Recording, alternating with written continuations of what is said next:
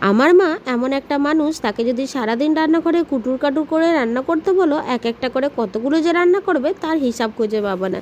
চলো দেখায় আজকে লাঞ্চের মেনুগুলো, দেখলে তোমরাই বুঝতে পারবে। প্রথমেই আজকে ছিল গরম গরম ভাত, তার সাথে ছিল পালং শাকের তরকারি। আর আমি যেহেতু আজকে মঙ্গলবার নিরামিষ খাই, সেই জন্য কিন্তু আমি নিরামিষে খেয়েছি, আর মাছটা কিন্তু খাইনি। তাছাড়া পেঁয়াজটা দিয়ে তরকারি কিন্তু খেয়েছিলাম। আর তার সাথে ছিল বরবটি আলু ভাজা।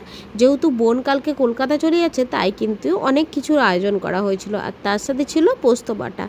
আমি যে মাছ খাবো না, তাই জন্য কিন্তু আমার জন্য পোস্ত বাটা করা হয়েছে। আর এখানে ছিল পেঁয়াজ দিয়ে ডাল। ওই যে তোমাদেরকে বললাম একদম নিরামিষ খাইনি, একটুখানি পেঁয়াজ খেয়েছি সেই জন্য। আর তার সাথে ছিল ফুলকপি আলুর তরকারি, যেটাও কিন্তু পেঁয়াজ দিয়ে করা হয়েছিল।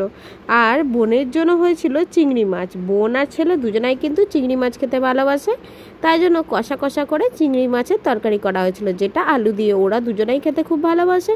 আর তার সাথে তো দই আর চাটনি থাকবে। এরপরে তোমরাই দেখো একটু একটু করে কতগুলো রান্না হয়েছে। আজকে তো এই দিয়ে লাঞ্চটা কমপ্লিট করলাম। কেমন লাগলো জানিও। টাটা, শুভ দুপুর।